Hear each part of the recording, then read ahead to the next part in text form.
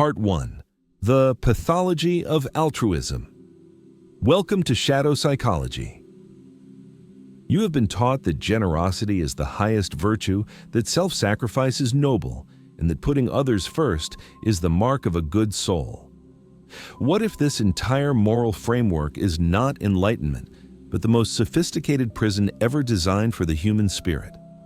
Today, we excavate Friedrich Nietzsche's most dangerous insight, that what we call generosity is often not virtue, but pathology, a disguised form of weakness, resentment, and spiritual bankruptcy masquerading as love. Consider your own acts of giving. That time you lent money you couldn't afford to lose. The hours you sacrificed for someone who wouldn't do the same for you. The emotional support you offered while your own reserves were empty. Nietzsche would diagnose this not as charity, but as what he called slave morality in action. The inverted values of the weak, who preach self-denial because they cannot achieve self-affirmation. Your generosity, in this light, becomes a transaction, a desperate attempt to purchase worth, belonging, or moral superiority when you cannot generate these from within. The coin of this transaction is your life force, and the exchange rate is always in favor of the takers. Your awakening begins with the generosity autopsy. For 1 week, track every act you consider giving, your time, attention, money, energy. For each, ask the forbidden questions. Did I give from overflow or from emptiness? Was this an authentic desire or an attempt to secure love, avoid conflict, or prove my worth? Did the recipient earn this, or did I bestow it from my own need to be needed? The patterns will shock you. You'll discover that much of what you call kindness is actually fear. Fear of being seen as selfish, fear of setting boundaries, fear of standing in your own power without the camouflage of compliance. This is not generosity. It is spiritual prostitution, selling pieces of your soul for temporary approval. The most toxic form this pathology takes is virtue, signaling the public performance of goodness that has replaced private integrity. The social media donation, the performative activism, the humble brag about your sacrifices. These are not acts of giving, but declarations of moral superiority. They are the currency of the spiritually bankrupt, trading in the cheap economy of appearances because they cannot participate in the rich economy of authentic being. Nietzsche saw this coming. When God died, morality didn't disappear. It became a social weapon, a way for the weak to police the strong by branding self-care as selfishness and self-preservation as sin. This is your moment of heresy, to consider that your generosity might be your greatest weakness, that every time you give what you do not have, you are not helping others, you are betraying yourself. That true strength might look like saying no to 100 small requests so you can say yes to one monumental creation that only you can bring into the world. The transformation begins not with giving more, but with becoming more. So much more that what flows from you is not a calculated donation, but an inevitable overflow. If you're ready to stop being a beggar in the temple of others' approval and start building your own cathedral, this dangerous revaluation of all your values begins now. Part 2. The Economics of Self-Betrayal. Every act of misplaced generosity is not just a gift given, it is a debt incurred against your future self. You are running a psychological deficit, spending emotional and energetic currency you do not possess, and the compound interest on this debt is your slowly eroding will to power. This is the hidden economy of self-betrayal, where what appears as kindness is actually a liquidation of your sovereign assets. Nietzsche understood that life is a constant exchange of energy, and most people are bankrupt because they keep giving away their principal while living off the meager interest of social approval. Consider the ledger of your life. On one side, the hours spent listening to complaints you didn't have the bandwidth to hear. The creative energy diverted to solve others' problems while your own projects stagnate. The mental real estate occupied by others' dramas, leaving no space for your own vision. On the other side, what deposits have been made into your account? Ephemeral gratitude, temporary belonging, the faint warmth of being perceived as a good person? The balance is always negative. Yet you keep spending, hoping the next transaction will somehow reverse the deficit. This isn't generosity, it's spiritual gambling, betting your diminishing resources on the off chance that external validation will somehow fill the internal void. Your practice begins with energy accounting. For the next 7 days, track your expenditures with the precision of a forensic accountant. Assign values not in dollars, but in units of focus, creative potential, and emotional bandwidth. That 2-hour catch-up with a draining friend, 15 units of mental clarity. That project you took on to be helpful despite your own deadlines, 40 units of creative momentum. That money lent without clear terms, 25 units of financial security, and 10 units of self-respect. Now, track your deposits. That morning spent in deep work, 150 units of purpose. That no, you finally said, 130 units of sovereignty. The result will be a mathematical revelation. You are funding others' lives with currency stolen from your own future. The most insidious aspect of this economy is the covert contract, the unspoken expectation that your giving entitles you to something in return. When you listen patiently, you expect to be heard. When you sacrifice your time, you expect loyalty. When you offer support, you expect reciprocity. But these contracts are written in invisible ink, visible only to you when they're broken. The resentment that follows isn't about others' ingratitude, it's about your own poor accounting. You invested in a venture that never promised returns, then blamed the market when your portfolio collapsed. The sovereign individual writes explicit contracts with life itself. I invest this energy here, expecting this growth in myself. The returns are internal, measurable, and non-negotiable. Your transformation requires moving from a charity-based economy to a sovereign investment model. Stop giving handouts from your dwindling reserves. Start investing strategically in enterprises that yield returns in strength, clarity, and creative output. That means investing 3 hours in your craft instead of 3 hours in someone else's emotional management. It means investing money in your education instead of in rescuing others from their poor choices. It means investing attention in your own philosophical development instead of in the curated dramas of social media. Your generosity becomes problematic not when it exists, but when it precedes your own capital accumulation. You cannot distribute wealth you do not possess. You cannot offer strength you have not forged. The path forward is brutal arithmetic. Become so rich in will, so abundant in power, so overflowing in creative vitality that what spills from your cup genuinely nourishes without depleting the source. The weak give until they have nothing left to become. The strong become until they have everything to give. Part 3. Strength-based giving versus weakness-based sacrifice. The fundamental confusion of our age is the equating of giving with virtue. Nietzsche draws a radical distinction. There is giving that flows from overflow, the spontaneous expression of a soul so rich it cannot contain itself. This is Dionysian abundance. And there is giving that springs from emptiness, the calculated sacrifice of the weak hoping to purchase what they cannot generate. This is ascetic depletion. Your entire relationship with generosity must now be recalibrated around this single question. Does this act come from my strength or from my fear? Strength-based giving feels like celebration, not obligation. It is the artist who creates because the vision within demands expression, not because the audience demands entertainment. It is the mentor who teaches from the joy of mastered understanding, not from the need to be seen as wise.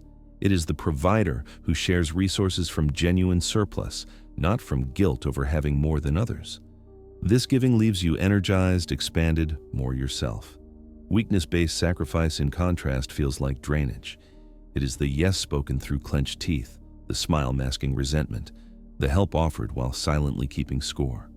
This generosity is a leak in your sovereignty, a slow bleed of life force that leaves you diminished, bitter, and secretly awaiting payment on a debt no one agreed to owe. Your practice now is to develop what might be called the sovereignty litmus test, a moment of brutal inner consultation before any act of giving. You must learn to discern whether you are acting from a place of authentic overflow or from the poverty of obligation. This discernment is not selfish. It is the foundation of integrity. It means recognizing that a gift given from emptiness is not a gift at all, but a transaction where the currency is your self-respect, and the product is a temporary illusion of virtue. The weak give to feel worthy. The strong become worthy, and from that worthiness, giving becomes as natural as breathing. This leads to reclaiming what the world condemns, but Nietzsche celebrated: sacred selfishness. This is the non-negotiable incubation period where your sole moral duty is to build your own capital, spiritual, intellectual, creative, before you can ever think of distributing dividends. Every moment spent helping others from a place of your own depletion is not charity, it is theft. You are stealing time, energy, and potential from your own becoming to temporarily patch the leaks in someone else's vessel. Sacred selfishness understands that your highest service to humanity is not in the small coins of obligatory help, but in the monumental contribution of your fully realized self. The farmer must first tend his own soil before he can feed the village. Therefore, your generosity must be recalibrated not as a function of guilt or social expectation, but as a natural expression of the power you have cultivated. True giving is not something you do. It is something you are.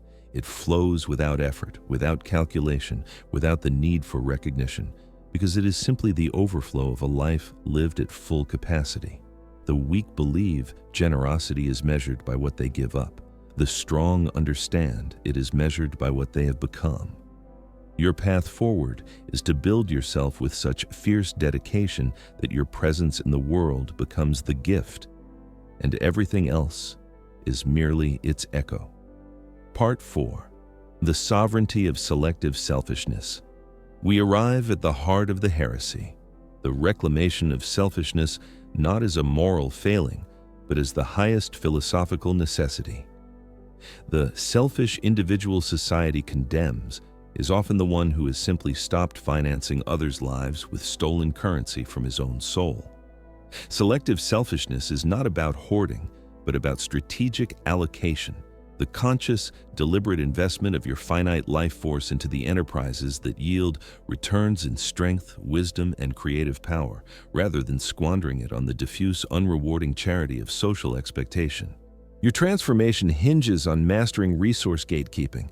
Every ounce of your attention, every unit of your energy, every moment of your time is a sovereign resource more valuable than any mineral or currency. The common person leaves these resources unguarded, allowing them to be extracted by every demand, every distraction, every emotional draft. The sovereign individual becomes a fierce gatekeeper, asking of every potential expenditure, "Does this investment build my inner kingdom or diminish it?" This is not miserliness. It is the recognition that you cannot distribute wealth you do not possess, and you cannot build a palace with bricks you've given away to every passerby who asked for one. This practice deepens into what could be called the architecture of focused impact. The weak disperse their energy like a diffused light, barely illuminating anything, trying to be a small warmth for many. The strong concentrate their power into a laser, cutting through darkness to create transformative change in a single defined area. Consider the mathematics of legacy. 1,000 small, forgotten kindnesses do not equal the world-altering impact of one magnum opus created in sustained selfish focus. Your obligation is not to be slightly helpful to many, but to be profoundly impactful where only you can be. This requires saying no to 1,000 good causes to say yes to the one great cause that is your own unfolding potential. The most challenging application is in the realm of relationships, practicing relational austerity. This means consciously withdrawing your emotional and energetic capital from connections that function as drains rather than conduits for mutual growth. It means ending the covert contracts where you provide endless support in exchange for the fleeting validation of being needed. The sovereign individual cultivates relationships that are alliances of strength where both parties are investors, not beneficiaries, where the currency exchanged is challenge, inspiration, and elevated perspective, not consolation and complaint. This austerity is not coldness, it is the heat of a forge, burning away the impurities of neediness to reveal the strong bonds of chosen alliance. Your sovereignty culminates in the understanding that selective selfishness is your ultimate gift to the world. By refusing to give your power away piecemeal, you accumulate the capital necessary to make a contribution so significant it renders all petty charity obsolete. The artist who selfishly guards his studio time gives the world a masterpiece. The thinker who selfishly protects his solitude gives humanity a new philosophy. The builder who selfishly focuses his resources erects a monument that shelters generations. What the weak call selfishness is often just the strong refusing to participate in the collective tragedy of distributed mediocrity. Your path is now clear. Become so ruthlessly selfish in your pursuit of greatness that your eventual generosity is not a drop in the ocean, but a tide that raises all ships. Part 5. The New Philanthropy Protocol. The journey culminates not in the abandonment of giving, but in its total transformation from an economy of guilt and scarcity to an ecology of overflow and power. This is the New Philanthropy Protocol, a systematic approach where generosity becomes not what you do to be good, but what naturally occurs when you have become so much that you cannot contain it. The old model was sacrifice. The new model is radiant emanation.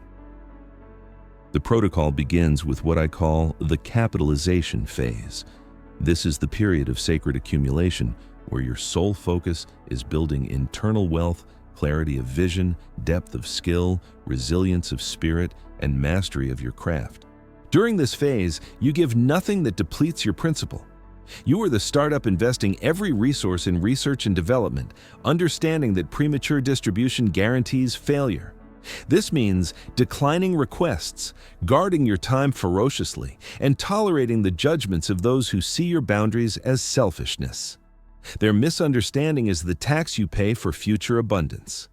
This phase has one metric: the growth of your capacity to generate value. Only when your internal economy is producing consistent surplus do you move to the next stage. From this capital base, you practice strategic overflow distribution. Giving is now calculated not by emotional impulse, but by strategic impact. You ask, where can my unique surplus create the highest order change? This is not about writing small checks to every cause that tugs at your heartstrings. It is about identifying the single leverage point where your specific strength can move systems. For the artist, this might mean mentoring one true talent rather than giving superficial feedback to 100 amateurs. For the entrepreneur, it might mean funding a single revolutionary idea rather than spreading donations across conventional charities. Your generosity becomes a precision tool, not a diffuse sentiment. It is the difference between watering 1,000 seeds lightly and nurturing one oak to maturity. The protocol's core mechanism is the renewable energy model. In the old paradigm, giving was linear. You had a resource, you gave it away, you had less. In the new paradigm, your giving is designed to generate returns that replenish and even expand your capacity. Teaching becomes a way to clarify your own thinking. Mentoring sharpens your leadership. Creating resources for others forces you to systematize your knowledge. Every act of giving is engineered to be a feedback loop that makes you stronger, wiser, and more capable. Your generosity no longer drains the source, it amplifies it. You are not a well that runs dry. You are a reactor where the process of output generates more fuel. Your legacy is secured through institutionalized generosity building systems that outlive your direct involvement. The ultimate selfish act is to create structures so robust, so aligned with your values, that they continue to exert your will and distribute your overflow long after you have moved on to new creations. This could be a body of work, a teaching methodology, a business that empowers others, or a philosophical framework. This is philanthropy at its highest level, not giving away fish, not even teaching others to fish, but redesigning the entire ecosystem of the ocean. You transition from being a donor to being an architect of new realities. The transformation is complete when you realize that the most generous thing you can do for the world is to become a conscious creator of value rather than an unconscious distributor of scraps. The new Philanthropy Protocol does not make you less generous. It makes your generosity consequential. It ensures that what flows from you is not the thin stream of obligation, but the mighty river of your realized potential. The last man gives until he has nothing left to become. You will become until you have everything to give. This is the final transvaluation. Selfishness as the highest service, accumulation as the deepest generosity, and your own unbounded becoming as the ultimate gift to a world starving for true strength.